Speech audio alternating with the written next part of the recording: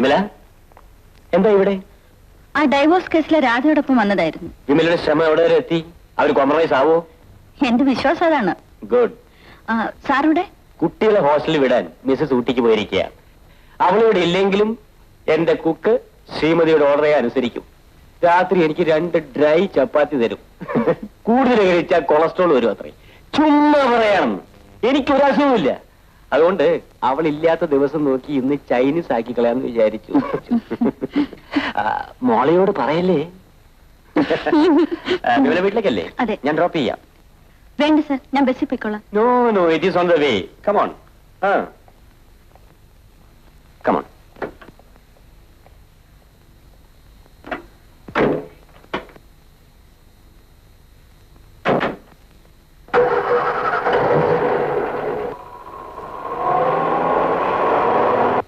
ചാക്കോ, നിനക്ക് നമ്മുടെ പുതിയ ദന്തത്തിന്റെ വീടറിയോ?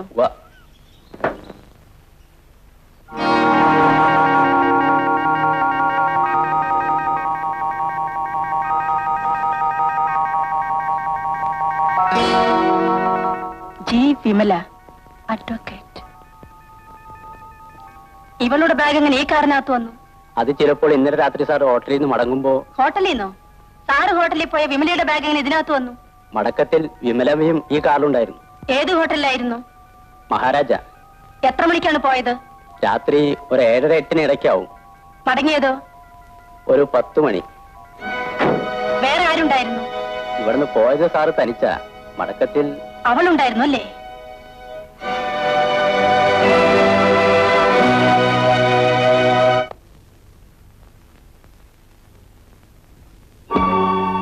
എടേ, നിനക്ക് വിഭജിക്കാൻ ഹോട്ടലുകളില്ലേ? ഇനി അതിവിടെ വെച്ച് വേണ്ട. എഴുന്നേക്കടി ചേച്ചി. നാണം കെട്ടവളെ, നിന്റെ വിശപ്പ് തീർക്കാൻ ഈ നാട്ടിൽ വേറൊരാളിനെ നിനക്ക് കിട്ടിയില്ലേ? അതിന് എന്റെ 2 പിള്ളേർ തന്തേ നീ കണ്ടുള്ളൂ.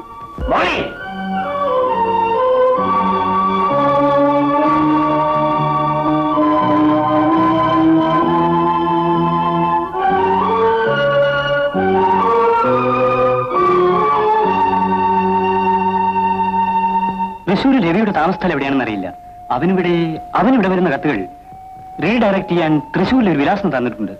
ഇവിടെ കാണട്ടെ.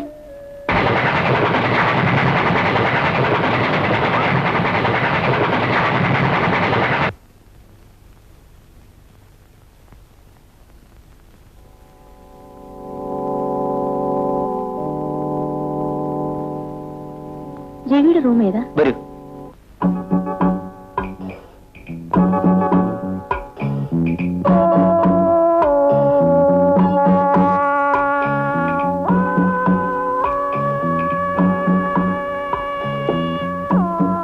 Sir, sir, Ravi sir, Ravi സാറേ,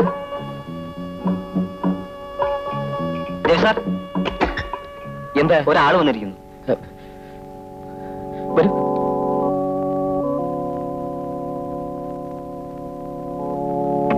ഏതാണ് ഈ കിളി? പുതിയതാണെന്ന് തോന്നുന്നു. ഇതിനു മുമ്പ് വന്നിട്ടില്ല. ഞാൻ 2 എഴുതേച്ചിട്ടും കിട്ടിയില്ലെന്നു. രവി എഴുതിയെന്ന് വെറുതെ പറയുന്നതാ. Upon God. അതിരിക്കട്ടെ, രേഖയ്ക്ക് ഇവിടെ തൃശ്ശൂരിൽ റിലേറ്റീവ്സ് ആരെങ്കിലും ഉണ്ടോ? ഇല്ല, രവി ഒഴിച്ച്. എന്താ, ഞാൻ വന്നത് വിഷമമായിരുന്നു? ഇന്ന് കാലത്ത് കൂടെ രേഖയെ ഞാൻ ഓർത്തതേ ഉള്ളൂ. ഫ്രൈഡേ, സാറ്റർഡേ, സൺഡേ 3 ദിവസം ഒഴിവാ. You will have a nice time. ഇന്ന് ഞായറാഴ്ചയല്ലേ? ലേഖയ്ക്ക് കോളേജില്ലല്ലോ. നീ അവളെ ഒന്ന് വിളിക്ക്.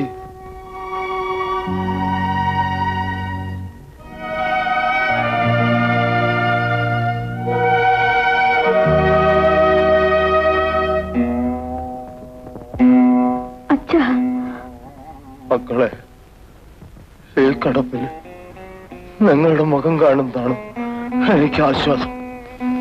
ശബ്ദം കേൾക്കുന്നതാണ് എനിക്ക് സമാധാനം. എനിക്ക് ആശിക്കാനില്ലല്ലോ.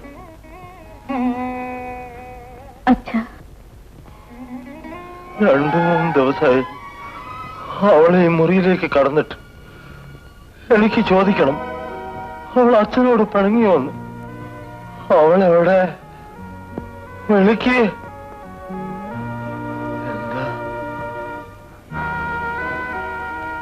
എന്താ നീ ഒന്നും മിണ്ടാത്തത്?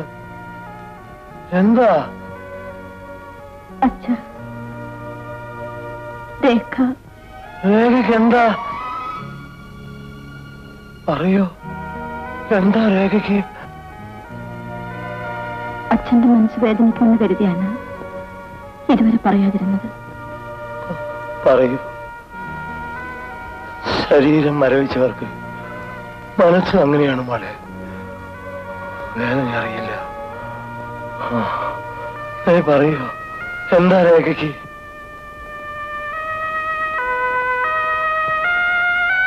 എനിക്ക് 3 ദിവസമായി അവളിവിടുന്ന് പോയിട്ട്. എവിടേക്ക്? അവൾ എഴുതി വെച്ച കത്തിൽ എവിടേക്കാണെന്ന് പറഞ്ഞിട്ടില്ല. ഈ നരകത്തിൽ നിന്നും രക്ഷപ്പെട്ടു പോവുകയാണെന്ന് മാത്രം. നരകം? ഈ നരകത്തിൽ നിന്ന് അവക്ക് രക്ഷപ്പെടണമെന്ന്. ആ, രക്ഷപ്പെടട്ടെ. മേലെ കുന്നത്തുപറമ്പിൽ കുഞ്ഞഹമ്മദ് ഹാജിയുടെ മകൾ ആയിഷ ബീവി, 23 വയസ്സ്, സ്വസ്ഥം ഗൃഹസ്ഥ. ആയിഷ ബീവി നിങ്ങളല്ലേ? തന്നെ. ഈ ആധാർ രജിസ്ട്രാക്കാൻ പോവാണ്. വായിച്ചു നോക്കിയിട്ടുണ്ടോ? ഞമ്മക്ക് എഴുത്തറിഞ്ഞൂടാ. എല്ലാം ഞാൻ പറഞ്ഞു കൊടുത്തേക്കണ്. ഓ, പറഞ്ഞു നിൽക്കണം. ആ, എന്നാ ഒപ്പിട്ടോളൂ. വിരലുമ്പോ മഷിയാക്കലാണ്.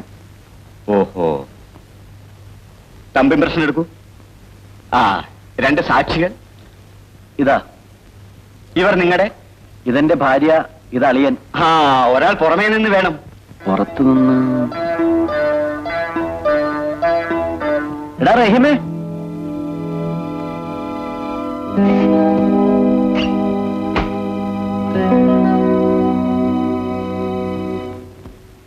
ഈ ആധാരത്തിലൊന്ന് ഒപ്പിടണം സാക്ഷിയായിട്ട്.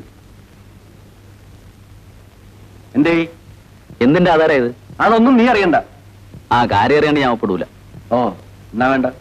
നിങ്ങൾ തർക്കിക്കുന്ന എന്തിനാ? അയാൾ അറിയട്ടെ. ഇവരെന്റെ വണ്ടിയിലെ പണിക്കാരനാണ് സാർ. ഓനിത് ഓതി കൊടുക്കേണ്ട കാര്യമില്ല. കാര്യത്തിന് എട്ടും പൊട്ടും തിരിയാത്ത പെങ്ങളെ കൊണ്ട് ഒപ്പിടിക്കണുണ്ടല്ലോ. റഹീമേ, എടാ. മിസ്റ്റർ ബിച്ചു, നിങ്ങൾ ക്ഷോഭിക്കണ്ട.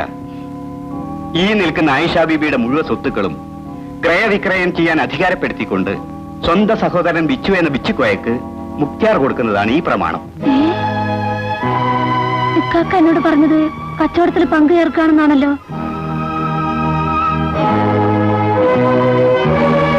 സ്വത്ത് മുഴുവൻ കൊടുക്കാൻ ഞമ്മക്ക് സമ്മതമല്ല. എടാ റഹീമേ, ഇതിനായിരിക്കും.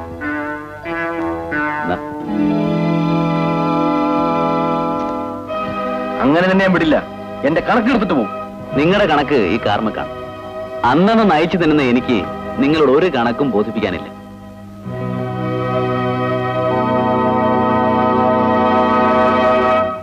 ഇനിയിപ്പോ ഉള്ളത് പറയാലോ. ഓല് തമ്മിൽ ചിരിയും കളിയല്ല. ഈ പെരയിലെ പൊന്നും പണ്ടവും കൂടി ആയിഷ റഹീമിന് എടുത്തു കൊടുത്തേക്കണ്. പണ്ടോ? ആ, പണ്ടോ. ആയിഷാന്റെ നെക്ലേസ് സൈനബാന്റെ കഴുത്തിൽ ഞാൻ കണ്ടതാ. അതുപോലെ ഞമ്മളറിയാതെ എന്തൊക്കെ എടുത്തു കൊടുത്തിട്ടുണ്ടാവൂന്ന് ആർക്കറിയാം. തന്റെ സൗകര്യത്തിന് വന്നാ പോരാ, എന്റെ കൂടെ വരാനാ പറഞ്ഞത്. ഹാ, കാര്യം എന്താണെന്ന് പറയണം സാർ. അത് സ്റ്റേഷനിൽ വന്നിട്ട് പറയാം.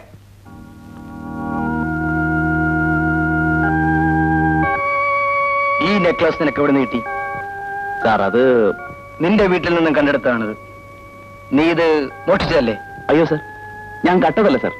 കളവ് പറയണ്ട. കുന്നത്ത് ബിച്ചു എന്ന ഒരാളുടെ വീട്ടിൽ നിന്നും കാണാതായ ആഭരണമാണിത്. അവിടുന്ന് എന്റെ പെങ്ങൾക്ക് കൊടുത്തതാണ് സാർ. കൊടുത്തയാൾ പരാതിപ്പെടില്ലല്ലോ. സത്യം പറയുന്നതാണ് നിന്റെ തടിക്ക് നല്ലത്. മറിച്ചൊന്നും എനിക്ക് പറയാനില്ല സാർ. ഉണ്ടാവോ ഞാൻ നോക്കട്ടെ. ശിവരാമല്ലേ? Yes sir. ഇവരെ പിടിച്ച് ലോക്കപ്പിലാക്ക്. ഏടാകത്തോട്ട്. നീ കട്ടതല്ലേടാ? അല്ല സാർ. അല്ലേ? നീ കട്ടതല്ലയോ? അല്ല സാർ. പറയണ സത്യം. അല്ല, ഞാൻ കട്ടിട്ടില്ല. നീ കട്ടിട്ടില്ലേ? ഇല്ല. നിന്നെ കൊണ്ട് ഞങ്ങൾ സത്യം പറയിപ്പിക്കും. പറയണ. നീ പറയത്തില്ലേ? നീ കട്ടതല്ലേന്ന്? ഇല്ല സാർ, ഞാൻ കട്ടിട്ടില്ല. കട്ടിട്ടില്ലയോ? ഇല്ല. പറയണ സത്യം. കട്ടിട്ടില്ലേ? പറയണ.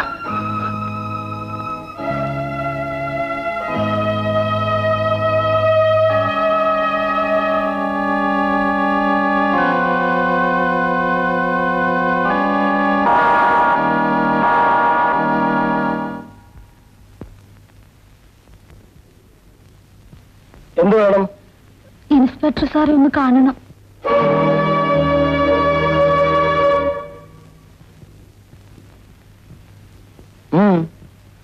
ആ ബിച്ചു മുതലാളിയുടെ സഹോദരിയാണ് സാർ. ഇവരെന്തിനാ ഇങ്ങോട്ട് വന്നത്? പറഞ്ഞു കൊടുക്കും. ആ പണ്ടം ഞമ്മളതാണ്. ബാപ്പ എനിക്ക് തീർപ്പിച്ചു തന്നതാണ്. അതാരും കട്ടതല്ല, ഞമ്മള് കൊടുത്തതാണ്.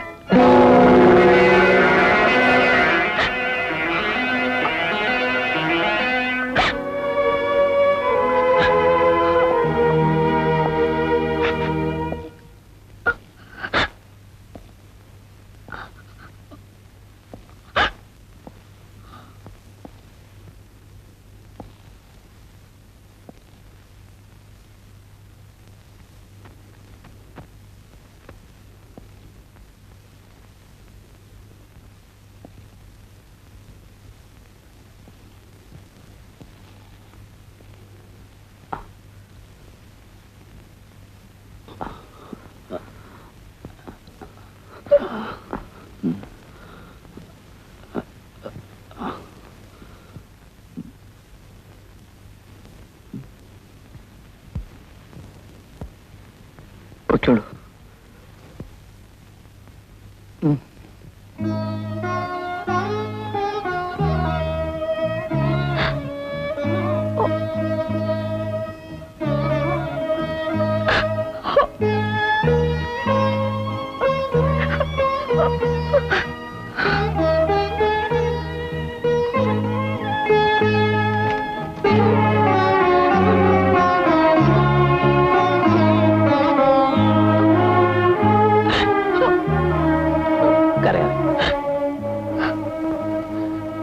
നമ്മളെ ചൊല്ലിയല്ലേ നിങ്ങൾക്കിങ്ങനെ?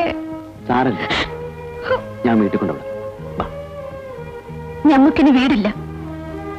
ഞാൻ അവിടുന്ന് ഇറങ്ങി പോന്നതാണ്. ആയിഷ, ഇനി ഞാൻ അങ്ങോട്ട് പോവില്ല. നീ പോണ ആയിഷ? പേടിക്കണ്ട, ഞാനൊരാണാണ്, മുസൽമാനാണ്.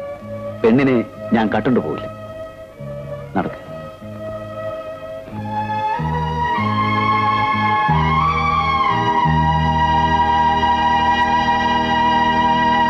ഈ പൊരയിലെ എച്ചിൽ നിന്ന ഒരുത്തിന് പെണ്ണും ചോദിച്ച് ഇങ്ങോട്ട് വരാൻ നിങ്ങൾക്ക് എങ്ങനെ ധൈര്യം വന്നു? കൂട്ടത്തിൽ ഇതെല്ലാളെ പണിക്ക് ഉളുപ്പില്ലാതെ നിങ്ങളും വന്നല്ലോ മല്ലാക്ക. ഇനിയും നിങ്ങൾ പറഞ്ഞാല് എന്റെ സ്വഭാവം മാറും. നടക്കിൻ. മേലിൽ ഈ കാര്യവും പറഞ്ഞ് ഈ പടി ഔട്ടിയാലുണ്ടല്ലോ വല്ലാക്കാതെ നിങ്ങൾ കാക്കില്ല. നടക്കിൻ, ഇറങ്ങിപ്പോയി.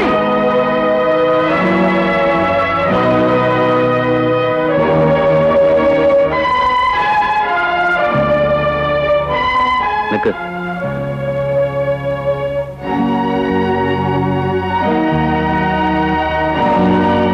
എന്തിനിങ്ങോട്ട് വന്നു? പുറത്ത്. ഞാനിവിടെ കൂടാൻ വന്നതല്ല, എന്റെ മര്യാദ ഓർത്താണ് ഞാൻ ഇവരെ ഇങ്ങോട്ട് അയച്ചത്. അത് നിങ്ങൾക്ക് സമ്മതമല്ലല്ലോ, അതുകൊണ്ടാണ് ഞാൻ വന്നത്. റഹീമേ, ഇറങ്ങി പോകണമാണ് നിനക്ക് നല്ലത്. ഇല്ലെങ്കിൽ നിനക്കെന്നെ ഒന്നും ചെയ്യാൻ കഴിയില്ല. ഇവിടെ നിന്നൊരു പണ്ടം കെട്ടുകൊണ്ടുപോയി എന്ന് പറഞ്ഞല്ലേ നീ എന്നെ പോലീസിൽ ഏൽപ്പിച്ചത്? ഇപ്പോ ഈ വീട്ടിലെ ഏറ്റവും മുന്തിയ പണ്ടം കൊണ്ടുപോകാനാണ് ഞാൻ വന്നിരിക്കുന്നത്. കട്ടുകൊണ്ടല്ല, 4 പേര് കാണുകെ. ആയിഷു, ആയിഷ,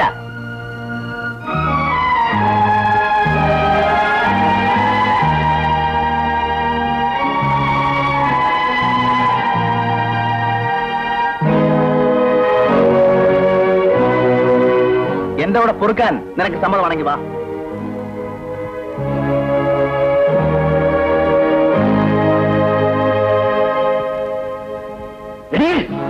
ഒന്നുമില്ല. ഞാൻ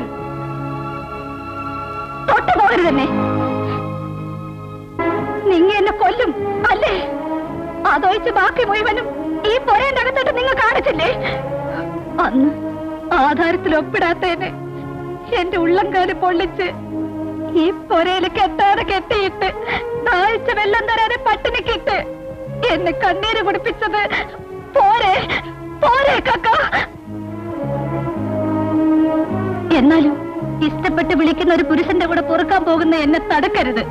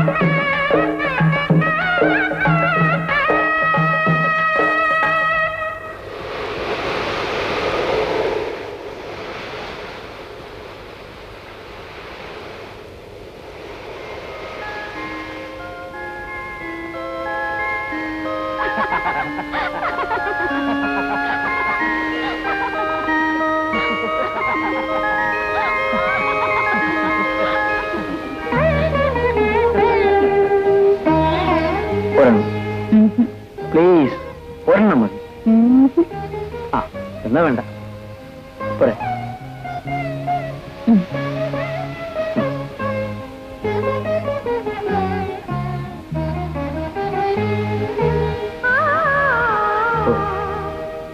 നിനക്കിഷ്ടമില്ലെങ്കിൽ ഞാൻ വലിക്കില്ല.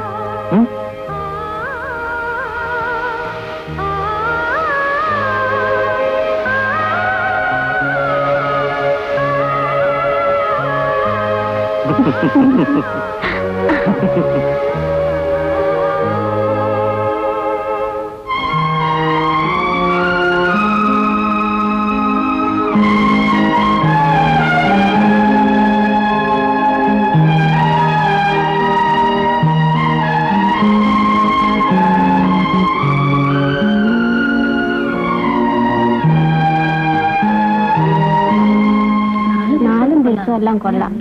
നിങ്ങൾ അറിഞ്ഞില്ലാന്ന് തോന്നുന്നു. ഇപ്പോഴത്തെ ഇംഗ്ലീഷ് മരുന്നൊന്നും വേണ്ട ലക്ഷ്മമ്മ, ഞമ്മക്ക് പണ്ടേത്തെ മഞ്ഞൾ എന്നെ മതി.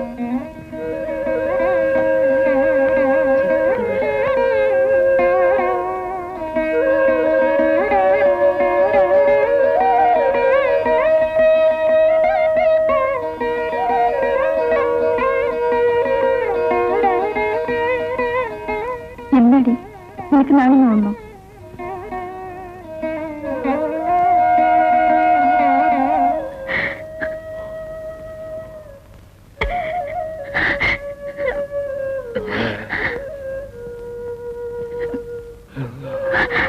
എന്താ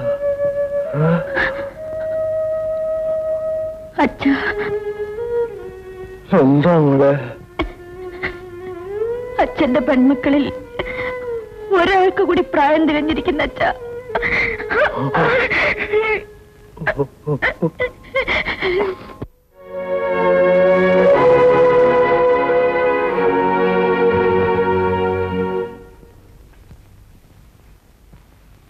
രേഖേ, ആരോ കാണാൻ വന്നിരിക്കുന്നു. അല്ലേ, ഊര് ചുറ്റി അവളിങ്ങി വന്നതേ ഉള്ളൂ. അതിന്റെ ക്ഷീണം മാറിയിട്ടില്ല. അതിനു മുമ്പ് വന്നിരിക്കുന്നു ആള് കാണാൻ.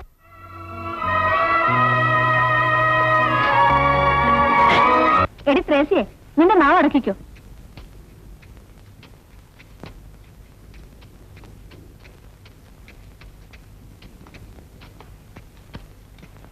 ദേ അവരാ.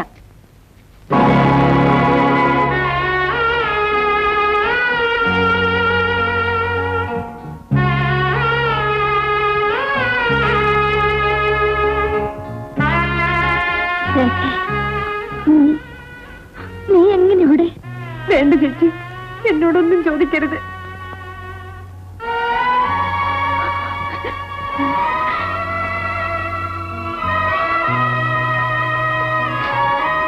നിനക്കിവിടെ ഭക്ഷണമൊക്കെ കിട്ടുന്നുണ്ടോ? എനിക്ക് വിശപ്പില്ല. ഇവരുടെ കൂടെയാണോ നീയും കഴിയുന്നത്? അതെ ചേച്ചി, കളവിനും വ്യഭിചാരത്തിനും ശിക്ഷിക്കപ്പെട്ടവരാണ് അവരെല്ലാം. പണം മോഹിച്ച് തെറ്റിനടിമപ്പെട്ടവർ. പക്ഷെ ഞാൻ സ്നേഹിച്ച പുരുഷനെ വിശ്വസിച്ച് വീട് വിട്ടിറങ്ങിയതാണ് ഞാൻ ചെയ്ത തെറ്റ്. രവി എന്നെ ചതിച്ചു. അയാളുടെ കൂട്ടുകാർ എന്റെ ഇഷ്ടം നോക്കാതെ, എതിർപ്പ് കൂട്ടാക്കാതെ അവരെന്നെ കീഴ്പ്പെടുത്തി. ആ വിട്ട് കരഞ്ഞിട്ടും കാല പിടിച്ചപേക്ഷിച്ചിട്ടും കേൾക്കാതെ രാവും പകലും എന്നെ. ഞാൻ ചെയ്ത തെറ്റിന്റെ ശിക്ഷയാണിത്. മാറാവ്യാധി ബാധിച്ചവരോടൊപ്പം ഉണങ്ങാത്ത വ്രണങ്ങൾ പൊട്ടി ഒഴുകുന്ന നാർന്ന ശരീരങ്ങൾക്കിടയിൽ ഉറങ്ങാൻ കിടക്കുമ്പോഴും ഞാൻ കരഞ്ഞില്ല. പക്ഷേ എന്റെ വിധി വീട്ടിലറിയുമ്പോൾ, വേദനപ്പെടുന്ന നിങ്ങളെല്ലാം ഓർത്തപ്പോൾ കരയാതെ കഴിയുന്നതും വേഗം നിന്നെ ഇവിടുന്ന് വിടുവിക്കാൻ ഞാൻ ശ്രമിക്കുന്നുണ്ട്. ഇവിടെ വിട്ടാലും ഇനി ഒരിക്കലും വീട്ടിലേക്ക് തിരിച്ചു ഞാൻ വരില്ല.